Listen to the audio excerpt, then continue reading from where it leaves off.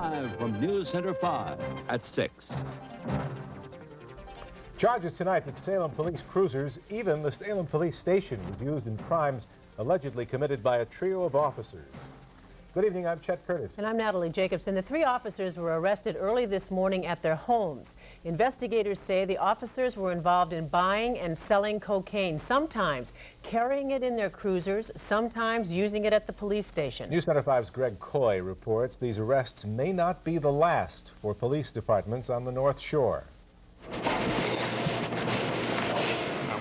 Sergeants Lorenza Hill and Charles Rehall and Patrolman Garrett Lynch are three Salem police officers sworn to defend the law. But today they stood before a federal magistrate on charges of conspiracy and distribution of cocaine. Very serious charges, and of course we take it particularly seriously because they are police officers. Well, my client categorically denies them. We've entered a plea of not guilty, and we are anxious to have our trial and be exonerated. Hill and Rehall pleaded not guilty at their arraignments. Lynch was still awaiting arraignment late this afternoon. Defense attorneys described their clients as model citizens. The magistrate set bail at $2,000 for Rehall and $1,000 for Hill. Both men met that bail and are free tonight. Our position right now is that we have never been involved with any cocaine. That's why we entered a plea of not guilty. The officers' arrests culminate a year-long investigation by the U.S. Attorney, an investigation which began at the request of the Salem Police Chief. The department initiated this investigation and is not going to tolerate any type of drug activity in the department.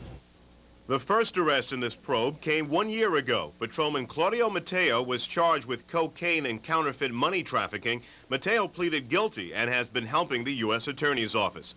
The federal investigation continues and more indictments are expected. Sources say other North Shore police departments like Marblehead are also under review.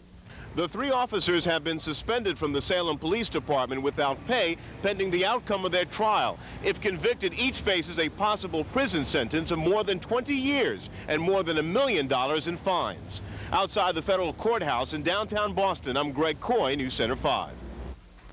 The chairman of a special commission formed to study the state's fiscal crisis is calling for tax hikes to help balance this year's budget.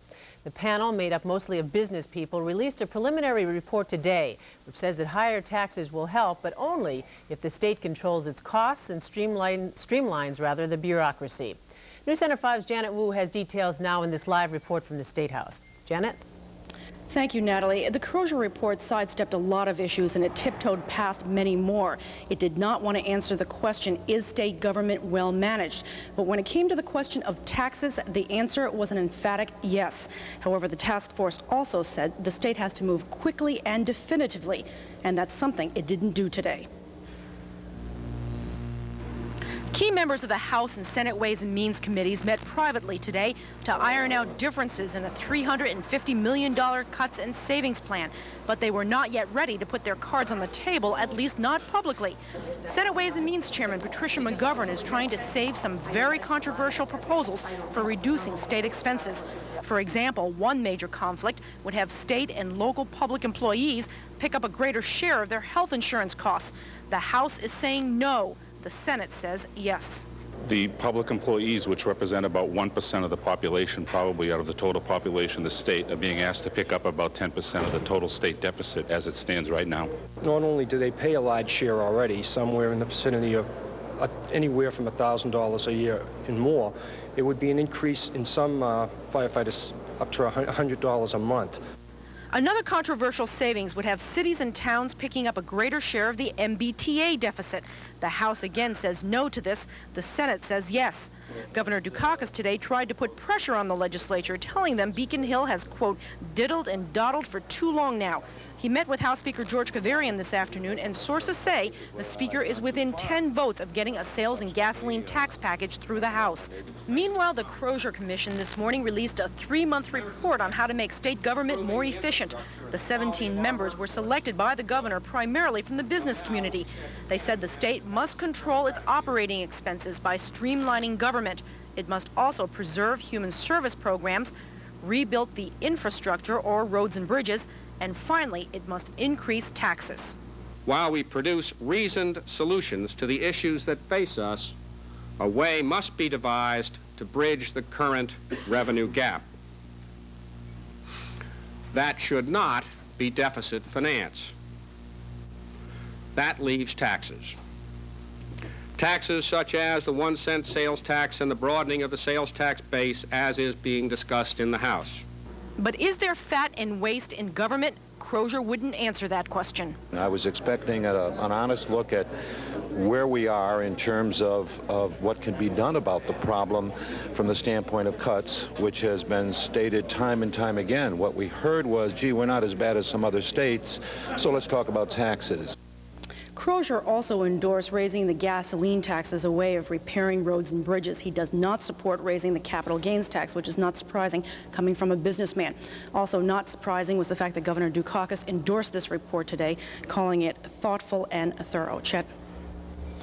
Janet, what are the chances that the legislature will be able to come up with some kind of a tax package by just before the holidays? Well, most people in this building are thinking that it's going to be very difficult for Kavarian to find the 81 votes before Thursday, and the conventional thinking is that if he doesn't get it by Thursday, it's unlikely they will take a vote this week. And if they don't, they probably won't do it until 1990. Governor Dukakis, however, is not happy with this because he says that the legislature should come back between Christmas and New Year's, if need be, to vote on this bill because he wants a tax package on his desk by January 1st. All right, Janet, thank you. The problem is that so many legislators have plans for that week between Christmas and New Year's and won't be in town. News Center 5 has learned that Boston University President Dr. John Silver is telling his supporters that he will run for governor and he will make it official on January 2nd. Sources say the only possible complication would be if Congressman Joe Kennedy decides to enter the race. Silver fueled speculation that he would get into the governor's contest by filling out forms to establish a campaign committee. No comment tonight from Dr. Silver or any of his associates. Federal marshals have notified the nation's 1,500 federal judges to be on the lookout following this weekend's bomb that killed a judge in Alabama and the discovery today of a bomb at the federal courthouse in Atlanta. The FBI is investigating similarities between these two incidents, and our chief correspondent Martha Bradley has details. The Atlanta bomb squad was called to the Court of Appeals building this morning after a device was discovered by mail clerks during a random check of the morning deliveries. It looked like an explosive device. And why? What is that? Well, it looked like electrical wires from a cylinder or some kind of pipe, some kind of detonating device. The bomb squad removed the 10-by-10-inch package after evacuating the courthouse. The FBI said the parcel was addressed to someone in the court system. They would not give the name, but feel there is a strong connection between this pipe bomb and the pipe bomb death of federal Judge Robert Vance 2 days ago at his Birmingham home. We have dispatched immediately the FBI laboratory technicians as well as the U.S. Postal Service laboratory examiners to Atlanta to be of assistance because of the apparent similarity between the two devices. Vance was one of a dozen judges on the 11th Circuit, which includes Alabama, Georgia, and Florida. The 58-year-old judge was killed instantly and his wife seriously injured when the bomb delivered to their home blew up. Vance had handled a variety of cases in his 12 years on the federal appeals court, including many drug-related cases out of Miami. But the FBI is not narrowing this down to drugs. There is, however, no single focus, I think it's important to say, and really, as yet, no motive. What about? While extra security has been instituted for judges on the 11th Circuit, here in Boston, the First Circuit, no extra security has been put into effect, but the judges have been advised, like all others, to check their mail carefully. Chet? All right, Martha, thank you. Another shooting confrontation in Panama tops our news from around the world tonight. U.S. officials say an American lieutenant shot and wounded a Panamanian corporal today outside a laundry in Panama City. We don't have all of the facts yet, but officials say the American, quote, felt sufficiently threatened and thought the Panamanian was going for his weapon. The incident comes as troops for both sides in Panama are on heightened alert tonight, following the fatal shooting of a U.S. serviceman by Panamanian troops over the weekend. President Bush today said he is not ruling out the possibility of military action against General Manuel Noriega and Panama. The White House admitted today that National Security Advisor Brett Scowcroft made a secret visit to Beijing last July, just a month after the Chinese government's bloody crackdown on pro-democracy demonstrators. The Bush administration faced a storm of criticism earlier this month when Scowcroft was sent on a surprise mission to China The White House spokesman says the July trip was made to underscore U.S. shock and concern about the violence in Tiananmen Square. And 2 Air Force fighter jets have collided near West Germany, killing a pilot and injuring the other. U.S. military officials say the 2 F-16s crashed into each other during a training flight that was going on about 60 miles southwest of Frankfurt, West Germany. One jet reportedly crashed into a town market, the other near a highway. Initial reports say nobody on the ground was hurt. Thousands of Soviet citizens braved freezing temperatures in Moscow today to pay their final respects to human rights activist Andrei Sakharov, once considered a political pariah by Soviet authorities.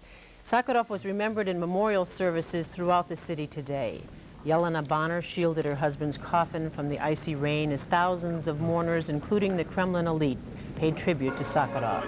Soviet leader Mikhail Gorbachev told Bonner the nation has suffered a great loss. Late in the day, Sakharov's body was taken inside the Academy of Sciences where he once worked. The soul of our people, the heart of our country, I think is the heart of the whole world. Sakharov was laid to rest in a small cemetery on the outskirts of Moscow. His stepson, stepdaughter, and her children, all who live in the Boston area, traveled to the Soviet Union for his funeral. The 68-year-old Nobel laureate suffered a heart attack last Thursday.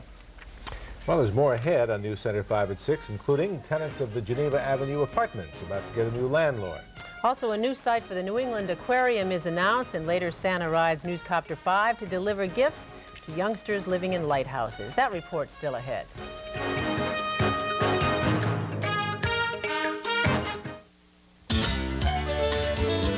This graph shows how ordinary gasoline builds up deposits on intake valves.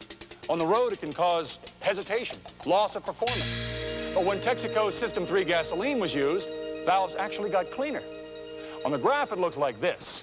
On the road, it looks like this.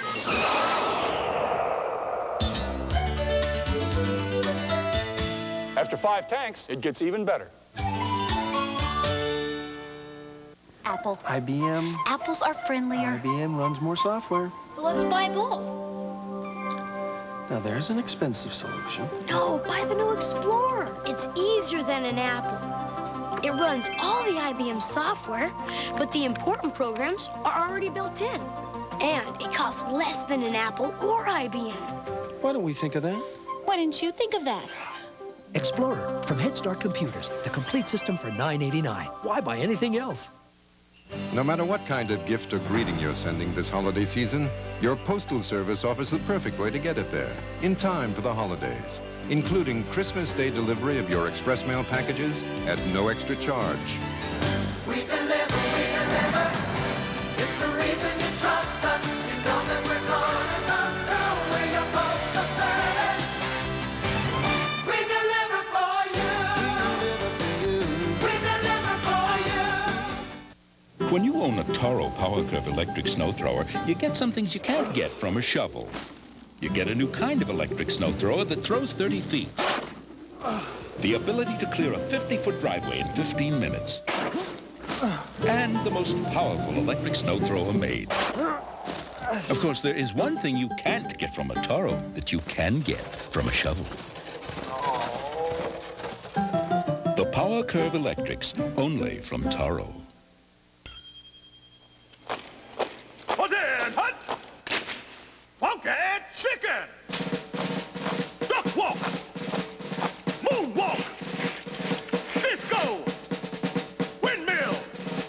Air guitar! James Brown! Jimmy plays Monterey! If it's out there, it's in here. The 9X Yellow Pages. Why would anyone need another? This just into News Center 5. There's been another explosion involving a court officer in the southeastern part of the country, this time a Savannah, Georgia attorney by the name of Robert Robertson is in critical condition after a reported explosion in his office. That happened in Savannah, Georgia. That's all the information we have at the moment. We'll update the story for you as soon as additional information becomes available. A victory for residents of the Geneva Avenue housing project in Dorchester. After ignoring problems at Geneva Avenue for years, California landlord Alan Bird is surrendering that project to the federal government. News Center 5's Dawn Fratangelo reports on how the HUD takeover will affect the residents. Anna Torres and her children have a reason to smile. 1 year ago, they were living among roaches with no heat and a leaking roof. Today, the heat works, the roof is fixed, and the man who ignored the Geneva Avenue project is about to lose control. Will it be a better Christmas this year? Yeah, better than last year. For the past year, California businessman and absentee landlord Alan Bird has been under a court order to renovate the project. While repairs have been made, at least 18 units are uninhabitable, and some residents still have trouble with heating. Tired of the foot dragging, the Department of Housing and Urban Development, which subsidizes the project, negotiated to take the deed away from Bird. It's no secret that we were not happy with the quality of the work that had been done at Geneva. We were not satisfied with the amount of work that had been done at Geneva. In fact, so dissatisfied that we had frozen payments in that particular area. Alan Bird, who owns 130 government-assisted projects, could not be reached for comment. For months, HUD has pressured him to settle on the Geneva Avenue problem or risk jeopardizing his other holdings. At Geneva Avenue, HUD plans to install a nonprofit organization and eventually turn over ownership to the tenants. City officials applaud the move and would like to see Alan Bird in a new line of work. But I wish you'd invest in used cars or something and get out of the real estate business. Major renovation on this project is more than likely a year away. Still, for residents, this day is worth celebrating. Alan Bird had been their biggest obstacle for what they'd long fought for, an adequate place to live and an owner who cared enough to maintain it. At the Geneva Avenue complex, I'm Dawn Fratangelo, News Center 5. The New England Aquarium is moving to the Charlestown Navy Yard. Trustees today approved building a bigger state-of-the-art aquarium at Dry Dock number 5. Officials say they're being forced to relocate the aquarium because of its huge success. For the last few years, we've been running at twice that capacity. Now, this is a delightful thing because it's wonderful to be successful and to have people vote that you're successful. At the same time, you like to take a recognition of the presence of these people. And the $150 million aquarium project would comprise 280,000 square feet with several large marine mammal and fish exhibits. That deal must now be approved by the Boston Redevelopment Authority, which owns the property. Checking other New England news tonight, officials in Princeton are trying to reconstruct a tragic collision between a train and a car that killed 3 family members yesterday and seriously injured a baby boy. Kerry Glendy of Oakham and his wife Betsy and their 2-year-old daughter Marie died when their car was broadsided by a Providence and Worcester freight train. The only survivor, their 14-month-old son Thomas, was in a restraining seat in the back of the car. Tonight he's listed in fair condition at a Worcester hospital. Police believe that Kerry Glendy may have been blinded by the sunlight, preventing him from seeing the oncoming train. Officials are investigating the cause of a 3-alarm fire in Dorchester that left 19 people homeless and injured a Boston firefighter this morning. That fire destroyed the 3-story home at 89 Ellington Street. Firefighters had trouble containing the flames because of the bitter cold temperatures and hidden fires inside the walls. One firefighter was injured when he fell from the roof. He's in stable condition tonight at Brigham and Women's. And a young man wanted in New Hampshire and 3 other states was arrested in Maine today after being featured last night on the television show America's Most Wanted. Police say 26-year-old Bradley Hughes, described as a master con artist, faces a variety of theft charges in New Hampshire, New York, Texas, and Missouri. Authorities reportedly arrested Hughes after a former police officer saw him last night on the Fox television broadcast and then contacted authorities. New survey released today in Washington sheds new light on who among the nation's young people takes drugs. That poll was conducted by PRIDE, the Parents Resource Institute for Drug Education. And Stacy Hutchins of our Washington Bureau reports the results shatter some popular stereotypes. The PRIDE survey of 350,000 students in grades 6 through 12 is the first nationwide poll to break down drug and alcohol use in terms of race and sex. The group's pollsters say the numbers clearly show that the drug problem is not a black underclass problem, it's an American problem. We feel that the message to American families must come through loud and clear. We're all in this together, black and white. The survey shows that black teens who stay in school show significantly lower drug use than their white counterparts. In fact, the study finds that black girls are the least likely to use drugs and alcohol. White males are the most likely. The survey questionnaires were distributed by teachers in more than 3,000 schools in 38 states. Since the kids were promised anonymity, Pride researchers stand firmly by the poll's results. Continued media focus on black crack-using teens, they say, may be giving white suburban parents a false sense of security. I think for all too long, this problem has been portrayed as a black problem, and I think the end result has been that there are some people who have not really cared a lot about it because of that. Drug use among black teens may be lower than whites, but the death rate is much higher. Young black males are dying at a rate 7 times higher than their white classmates. But Pride claims this survey shows that overall, black parents are doing something right, something parents in white suburban America should find out more about. In Washington, Stacy Hutchins, News Center 5. In tonight's business briefs, holiday shopping isn't the only thing that will be emptying our wallets this month. Industry analysts say gasoline prices are higher by more than 7 cents a gallon. AAA says the average price per gallon is $1.16. The Postal Service is offering a stamp of approval for Christmas trees. It's selling a silver-plated ornament featuring this year's Christmas stamp designs.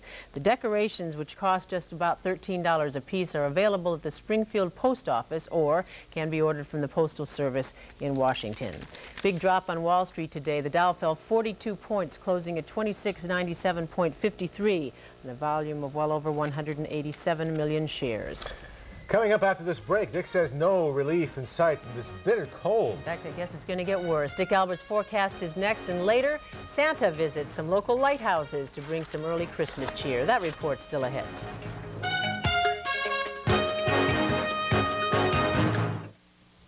Since the decline in my fortune, I've had to scale down my entertaining.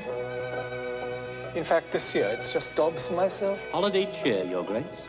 Ah, we still have Schweppes. Tonic water, club soda, ginger ale. Schweppermesses. If only we had guests to share it. I took the liberty, sir. Should old acquaintance be forgot and never. It seems you're still a rich man, Your Grace.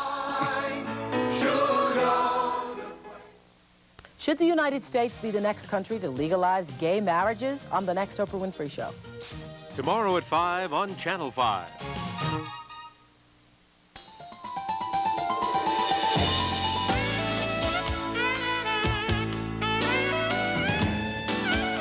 Now you can use your bank card to get cash at the bank machines that are always closer, always where you're going.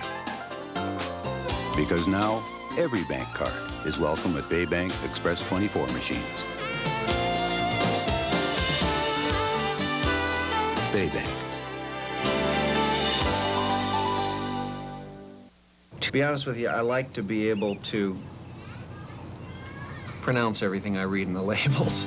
I like to think of myself as having a healthy, balanced diet. That means less salt, less fat, all that sort of thing. Introducing Healthy Choice frozen dinners. Truly delicious meals, low in fat, sodium, and cholesterol, so they can help you keep your heart healthy. I would say it certainly passes my strictest tests. Listen to your heart. Make a healthy choice. Share the fantasy. Chanel number 5. At Filene's. It has been incredibly cold, and Dick says it is going to get even colder. Yes, a little hard to believe from this area. Well, we're sort of acclimated to the cold, aren't we? Certainly a little we are. Bit. Well, and we're a sort of hardy used bunch. to it. We're a hardy bunch, but it is even going to get colder. Tonight's going to be extremely cold, but I'm talking about later on in the week, and Friday and Saturday is it really going to get very, very cold. Perhaps the coldest weather of this season so far. Meanwhile, pretty cold out there now already. Boy, I'll tell you, Dan Paris phoned in from Peabody. And also we had, Dan Paris actually is from Peabody, but I put Rockport down there. You know, it's Dick Salo from Rockport, but they phone in almost every day, give me some good information. 20 degrees there, Westboro 19, and Yarmouthport is about 22, 23. A CCC night, which means clear, calm, and cold. And the cold continues here. Oh, my microphone continues to be stuck in my shirt. All right. Let's just get it a little back. They're giving me signals. I'll just hold it for you. The cold continues. Look at that. I'll tell you, the wonders of live TV. Your microphone sometimes slips down every once in a while. 26 now in Boston, 17 in Worcester. It's 5 below in Mount Washington. And look at this record chill this morning. 5 below in Cleveland, and Dayton, Ohio was 7 below, 1 below in Binghamton, New York, and Detroit was 3 degrees below zero. Well, we look in the situation, and tomorrow, look at these temperatures in the 20s in New England, but up here in Canada, already below zero all day long tomorrow, and that's the kind of air, I don't think it's going to be below zero all day long, but it should be only in the teens for Saturday and Sunday as we look into the future. So we have 2 storm systems heading our way, but the southerly one should basically go out to sea. We have this one right in here, and that will move essentially through us tomorrow night and Wednesday morning. Unless that really gathers a lot of strength, it looks like a light snow situation. So we'll be looking at clear skies early tomorrow with high pressure and light winds, and a weak storm system looks like it'll be coming through tomorrow night and Wednesday morning. So we'll have early clouds and perhaps a fresh coating of snow. Right now it does not look like a heavy snow, just a light snowfall, but we'll be watching it just in case it tends to want to react on us. All right, let's look at the forecast for the next couple of days, and it certainly is cold. Look at that. Tonight, clear, calm, and cold. 0 to as low as 5 below in the coldest suburbs. Around 10 to 15 in downtown Boston. And then tomorrow, sunshine in the morning, high clouds in the afternoon. Temperatures 25 to 30 degrees. Winds very light tomorrow, so it won't be too tough to take. And then light snow developing late tomorrow night, 20 to 24 with light winds. And on Wednesday, light snow early, then brightening skies. 24 to 28 degrees. And we'll be talking about the chance of a white Christmas when we get... Let me show you how this thing works. It hooks right over here. You see, I wish you were there. It's going to help out a great deal. All right, Dick. Still ahead tonight, Santa trades in his sleigh for the new Center 5 helicopter to show some youngsters that they aren't forgotten. That report coming up, but first, the Christmas shuttle mission is grounded, and state cuts to arts and humanities draws a new round of criticism over just where this budget act has fallen. That report is next.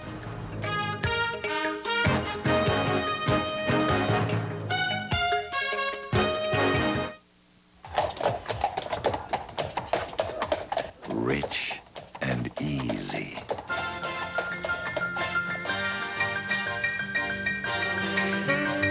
Harvey's Bristol Cream. To golden days. And mellow nights. Harvey's Bristol Cream.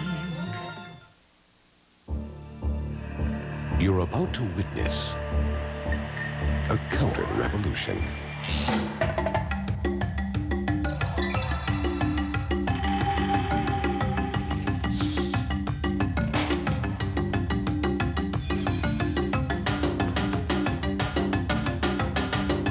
Introducing a new line of thinking from Europe.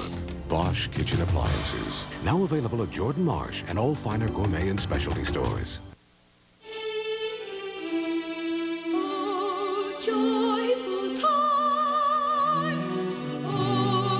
Pulsar. Precious. Pulsar. Elegant.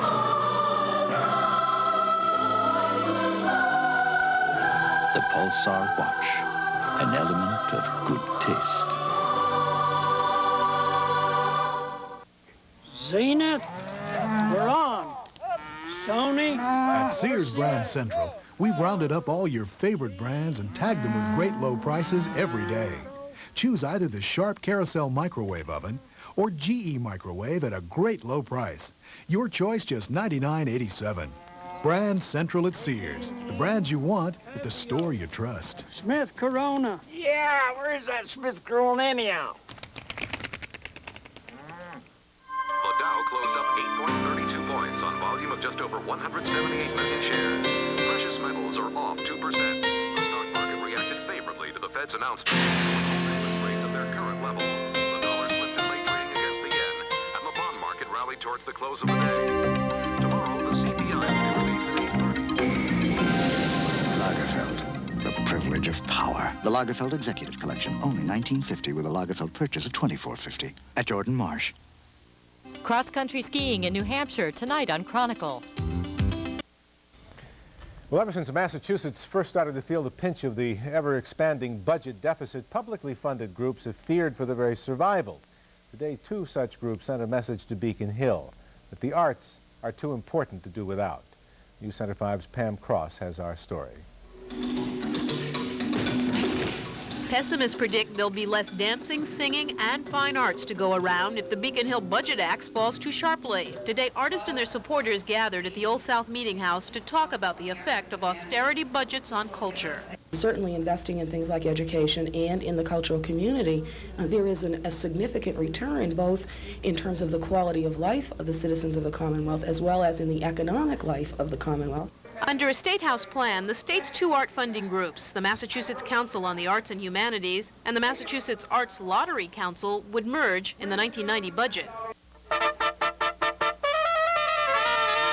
Last March, 1,000 artists rallied and saved the Council on the Arts and Humanities, but some fear the climate has changed. Today, many artists support merging the groups, but fear the legislature won't come through with sufficient funds. By default, that the homeless and the poor and the sickly and the underserved populations don't deserve arts.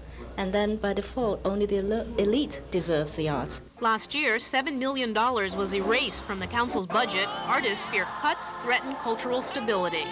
It would be a very sad situation to see this funding disappear, make it that much harder for artists to continue to live and work in Massachusetts. Because of the budget crunch, the arts community is learning a new skill, the art of politicking. They're trying to convince others the arts, too, are a basic need that deserve funding. In Boston, I'm Pam Cross, News Center 5. A recall of nearly 2 million packages of birth control pills tops our national news line tonight. The Park Davis Company is asking pharmacies to notify women who are taking some 22 different varieties of its low estrin or norelestrin brand of birth control pills. Park Davis says that in about 100 packages, the pills were placed out of order, with the brown placebos at the beginning of the cycle rather than at the end. So women taking these pills in the incorrect order could become pregnant. Once again, these are Park Davis low estrin or norelestrin birth control pills. If you have any questions, you should contact your pharmacist. The Transportation Department's new random drug testing policy kicks in today, with the aviation industry first in line.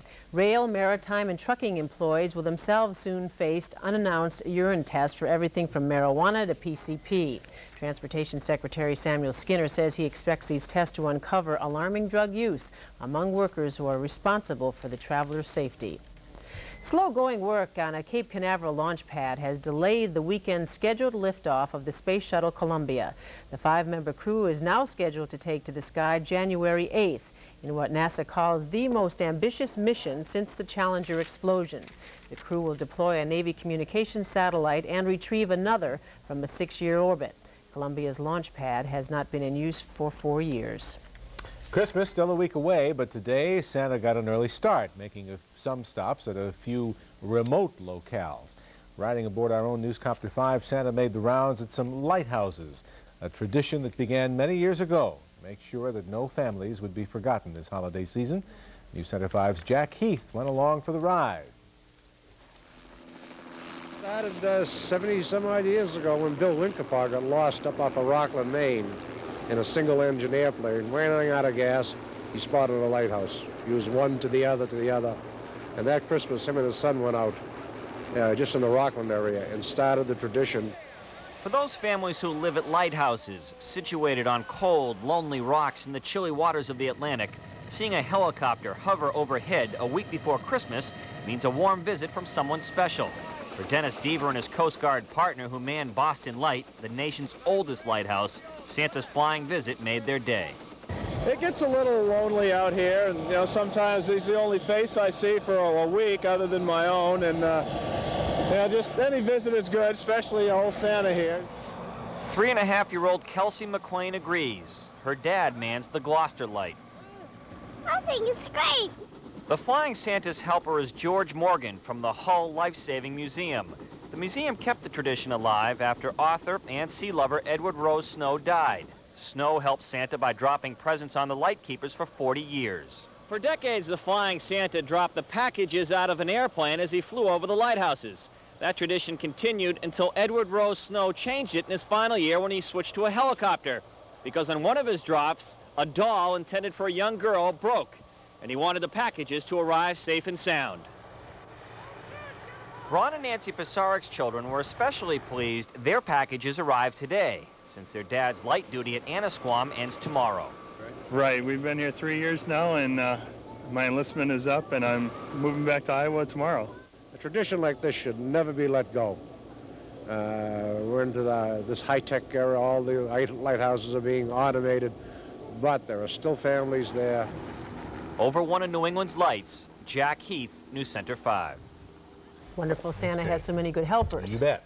Coming up, the Patriots lose another game and their director of player personnel. And today, in spite of a weekend loss, the Bruins were getting into the spirit of the season. Sports is coming up next. Here we go.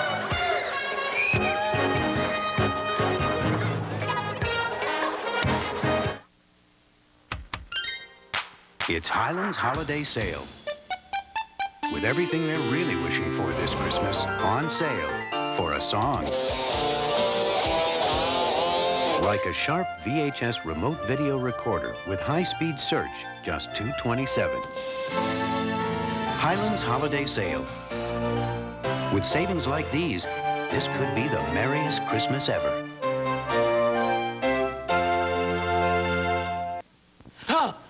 Oh, I didn't see you there. I'm just opening my gifts a little early. So what?